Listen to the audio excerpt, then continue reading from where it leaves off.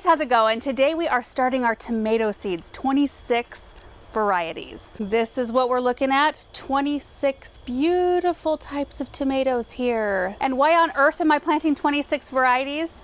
I have no idea, other than the fact that it seems like a good idea right now.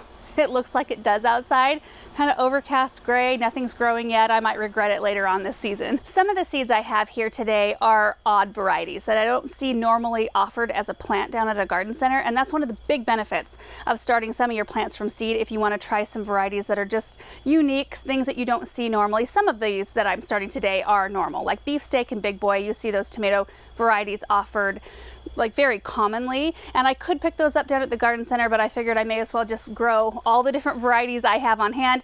There will be a few that I do pick up though later on, like pineapple. Heirloom tomatoes are so wonderful, and I don't have the seeds for those, as well as sun sugar cherries, sweet olives are amazing. What other ones? Super fantastic, and celebrities are real good ones as well. I want to run through some tomato planting basics real quick before I show you all the varieties that we're going to be planting, and I'm excited to show you because look at that. Orange Accordion. Isn't that the coolest looking tomato? That just looks like it tastes amazing, and I hope I get one that big. But see, that's one of the benefits of starting your things from seed. You can try out things that I don't think I've ever seen this plant offered at a garden center. So anyway, it opens up your options. Let's start with when you should be planting your tomato seeds. I think you want to shoot from somewhere between 5 to 8 weeks before your average last frost date. And I see even on some of these packets, this one says 6 to 10 weeks. Actually, all of the Baker Creek ones do. There are some that I got in clear plastic bags that say 6 to 8 weeks. The Proven Winners packets say 5 to 7 weeks. I think anywhere between 5 to 8 weeks for us is usually pretty good. If you're planting on the 8-week side of things, you may have to pot them up one time before you actually have a chance to plant them out in the ground. So like right now we're between 7 and 8 weeks. I might have to pot mine up.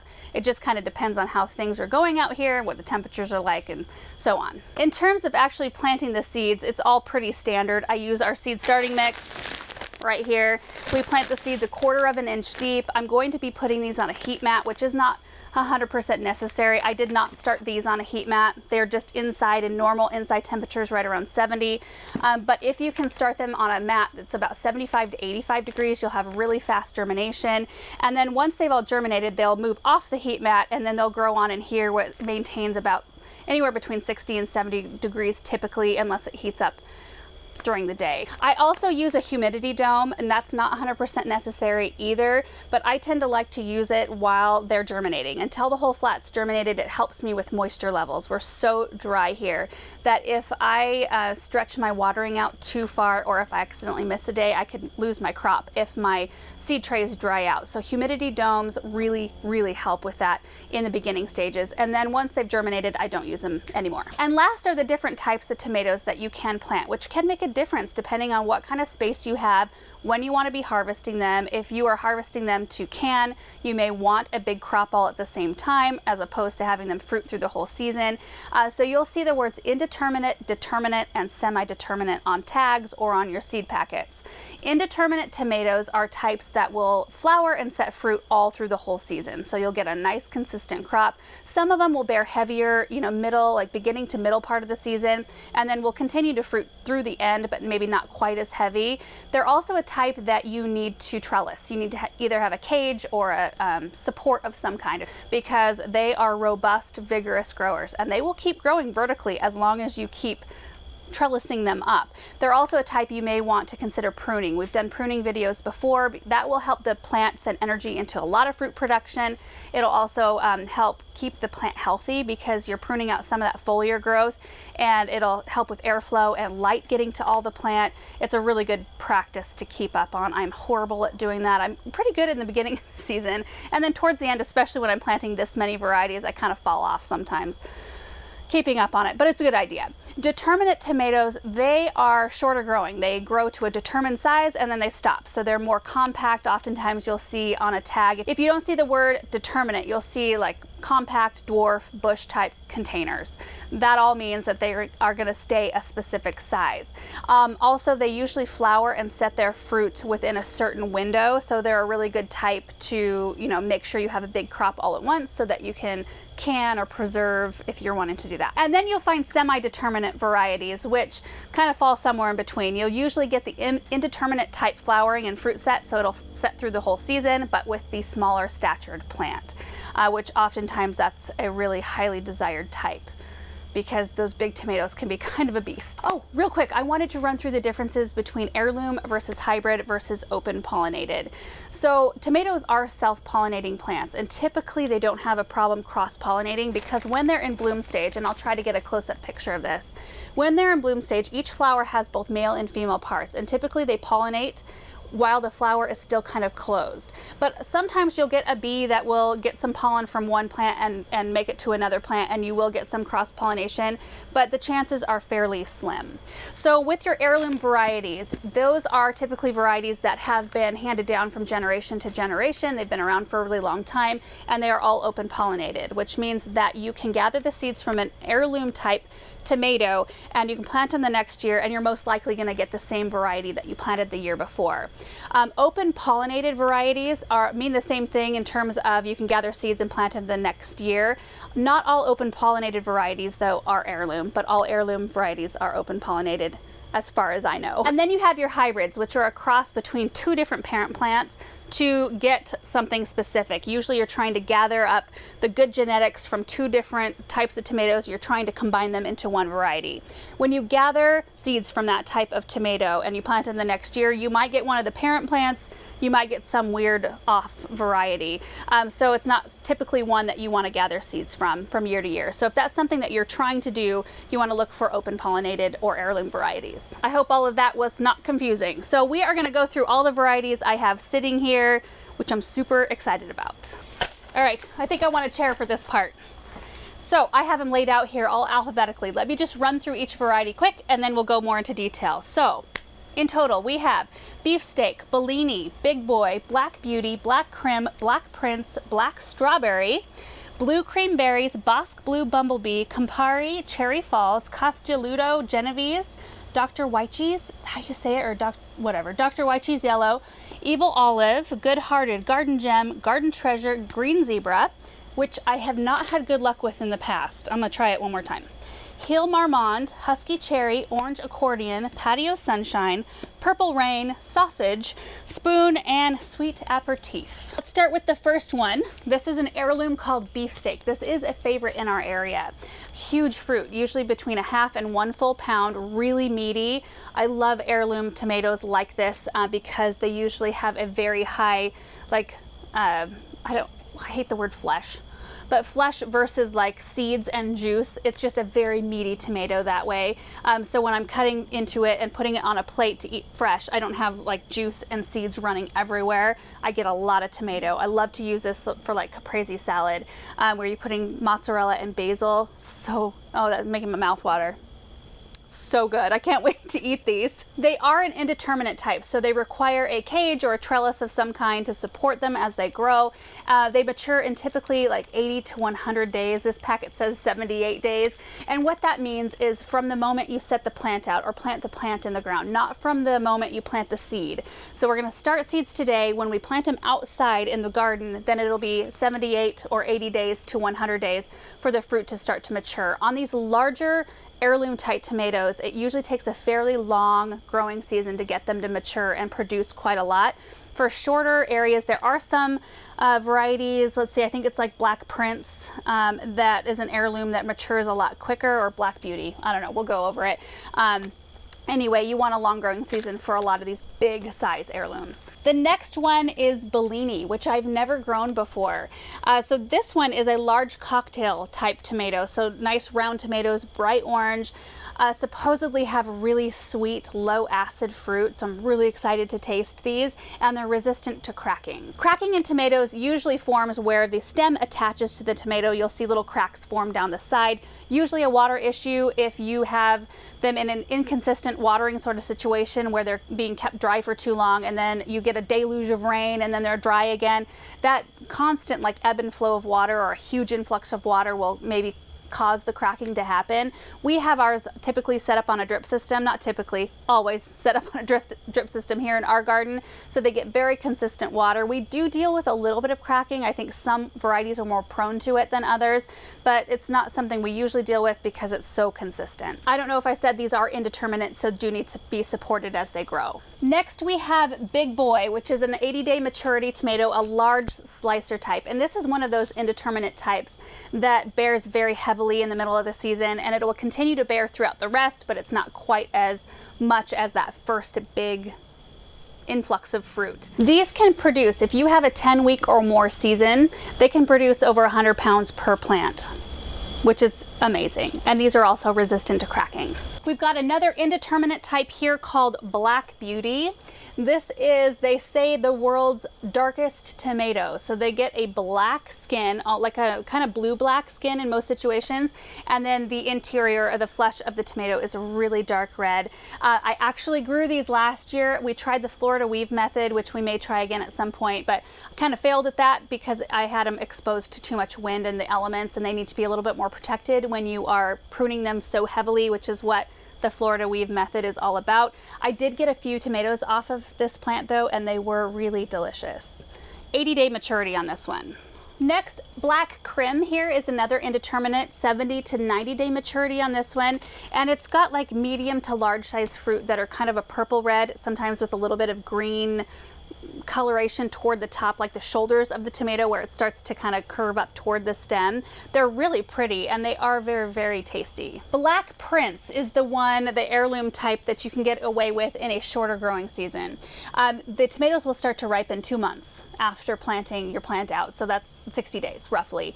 If you have a 3-month season, you can get up to 30 pounds produce, 30 pounds of tomatoes off of one plant. They are indeterminate and are a dark red, kind of pear-shaped almost fruit. Most of them are round, but some of them can have a little bit of a pear shape to them. I'm excited for this next one. This is called Black Strawberry. It is an indeterminate, 60-day maturity, 1-ounce fruits that have different coloring like plum and red. The descriptions get me every time. It says, the 1-ounce fruit is marbled blue, scarlet, and gold. A bowl full resembles a luminous bunch of gems, and the flavor is decadent and indulgent with perfect sweet and tart balanced flavor. Extremely productive early, obvious choice for gardeners and market farmers.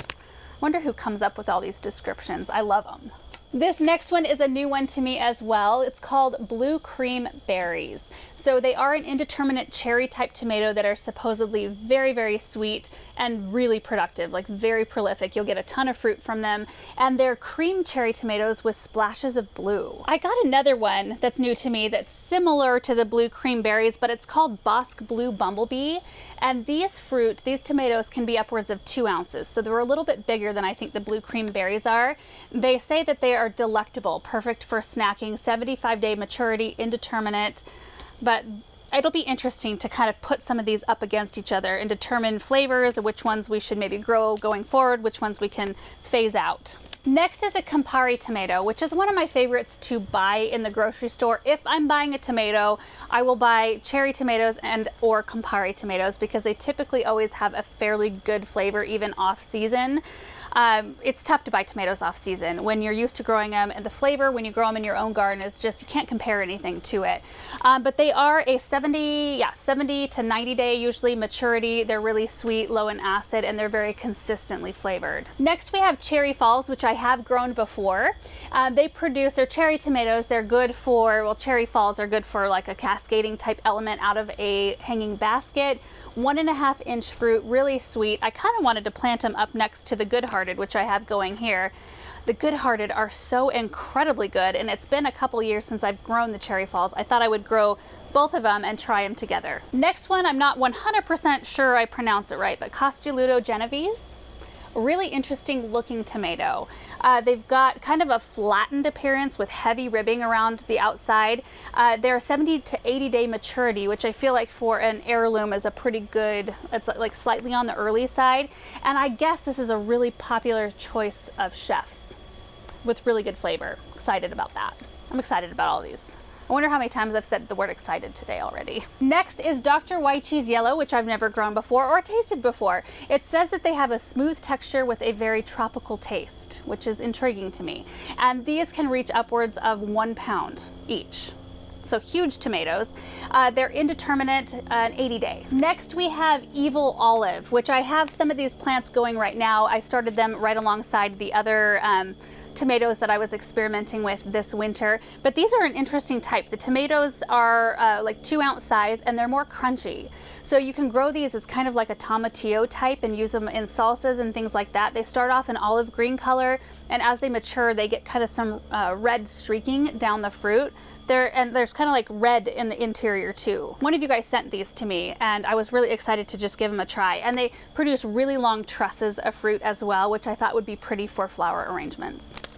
See, I don't grow tomatoes just to eat them. We're going to be giving a lot of tomatoes away this year, but I also like to use a stem or two in an arrangement here and there. Next, we have the 3 Proven Winners tomatoes that I have grown for several years. We have the Good Hearted, which are the ones I've started here. They are a determinate type tomato that stay really small, like 15 to 18 inches tall, 12 inches wide. They produce so many tomatoes. In fact, I think I have some pictures of one of them I had in a raised bed that was so loaded you could almost not see any leaves because of how many fruit that this plant set. And when you cut into the fruit and lay them kind of open, they have a heart shape to them. So that must be where the name came from. And then there is Garden Gem, which has been one of my favorite flavored tomatoes over the past few years. Both the Garden Gem and Garden Treasure have more of an heirloom type taste to them rather than like a regular slicer type tomato. But the gems here are semi-determinate. So they will produce through the whole season, but they stay a little bit more manageable in size. And they're kind of shaped like aroma, but they're really juicy. I don't get the mealiness that sometimes you get from aroma. The flavor is so good. And then we have Garden Treasures, which are an indeterminate type. So they do need support. They produce massive slicing tomatoes. I have a picture, I think, from last season where like one fit like rested in my hand. It filled up my entire hand. It was so big. Then we have the Green Zebra, which is an heirloom type. I have grown these not from seed, but from plant for the last 3 years, maybe I skipped last year, I can't remember, but every year these have not produced very well for me. I get very few fruit. They don't seem to ripen in time. And I thought, well, maybe I'm doing something wrong. I'm going to try one more time from seed this time, just to see what happens, to see if there's any difference. Maybe there won't be, but they're such a neat green tomato, like dark green with a little chartreuse, a little bit of kind of golden, not yellow, maybe you could say yellow toward the top. It's just, they're very pretty. And I think they'd be very pretty to use in a tomato salad along with some red and maybe the Black Beauty, just to have a mix of color. So that's why I'm trying again. Then we have Hill Marmande, which is a French heirloom tomato, huge fruit, really meaty. I'm not sure that let's see, 67 day. That was something that intrigued me because that's a lot less maturity days than a lot of the other heirlooms. So we'll see what happens there. And these are an indeterminate. Then we've got Husky Cherry, which is a 65-day semi-determinate cherry tomato. I planted these last year. I did get some fruit off of them, even though I put them in the Florida Weave section of tomatoes that I was growing. Still got some fruit and they were really sweet, really good. So we're gonna try this again. Then the Orange Accordion. So these are an 80-day. The tomatoes can get upwards of 20 ounces per tomato. Really interesting shape, very deeply ribbed. They're supposed to be very sweet tomatoes and very meaty, not a ton of juice inside. So this is gonna be fun. They say they're good for stuffing too. I've never had a stuffed tomato before. What do you stuff them with? Maybe we should try that. And then we have a yellow cherry tomato called Patio Sunshine that I've never grown before. It is a determinate type. It stays small, so you know, like a 15 to 18 inches tall again, 12 inches wide. It can produce over 100 fruit, 100 1-inch cherry tomatoes off of one plant. That's a ton of tomatoes. These also ripen in 45 days, so we should be getting some tomatoes fairly early from these. Then we've got a really interesting heirloom called Purple Rain. This is a determinate heirloom tomato, which you don't see all that often. Most of the other ones that get really big, they're indeterminate plants that get massive. This one stays about 3 foot tall. You get tomatoes that range from 6 to 12 ounces that are really good for fresh eating and you know, slicing type, but they're also really good for sauce apparently, which I thought is so so great to have this type of tomato that will stay tidy and small, that will produce a ton of tomatoes all within kind of the same time frame. And if you're wanting to can sauce and things, this might be a really fun variety to have. And they look like they are kind of like on the purple side of red with a little bit of green on the shoulders. They look tasty. And then I have a variety called Sausage, which one of you guys sent out to us. And I did Google what these look like. They can grow upwards of 6 inches long. So they're like a long, slender tomato. They're kind of weird looking. I'm excited to see them. And they're really good for things like ketchup, sauce, canning, paste, puree, which I don't have any other varieties like that. I don't have any like traditional Romas or San Marzanos or anything like that yet. I might get those in plants later, but this is gonna be a fun one to try. And then we have an indeterminate called Spoon, which are micro tomatoes. They're kind of like, I've grown the red currant before, but I guess that the fruit on these are even a little bit smaller, and they're a favorite of kids, which I thought would be perfect. If they could go along and pick these tiny little tomatoes and just get a little taste for them, that might be a really fun way to just get them into the whole thing. You know, Benjamin likes to help grow all of these things, but he doesn't always want to, you know, bite into a huge, massive tomato plant. So if you kind of bring it down to their level, to their size, it can kind of make it a little bit more fun. I also thought this would be a really great one for arranging because they make really long trusses of fruit, so really pretty draping element to an arrangement. And this last one is called Sweet Aperitif. One of you guys sent this variety out to us. I just love getting seeds because most of the time they're seeds that you guys have tried and love and you want us to try.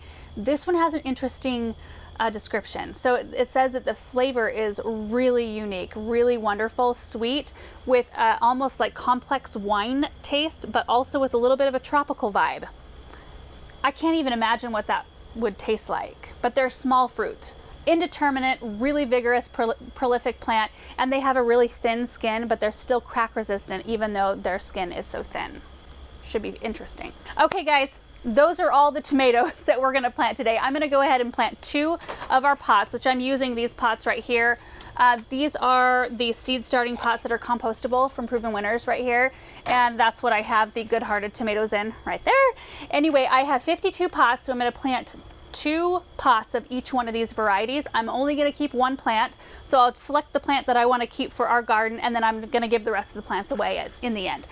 So one of my trays has 32 pots, which means this one has 20 pots. I'm going to pre-moisten my seed starting mix. We'll plant all the seeds 1/4 of an inch deep. I top everything with vermiculite, which is totally unnecessary to do, but I like to do it because it helps with algae growth, and also, which can be a thing when you use a humidity dome. Sometimes you'll see a little bit of algae forming, not typically here. Most of all, it helps with moisture control for me. It helps to where I don't have to be so on it with watering all of the time. Okay, let's plant.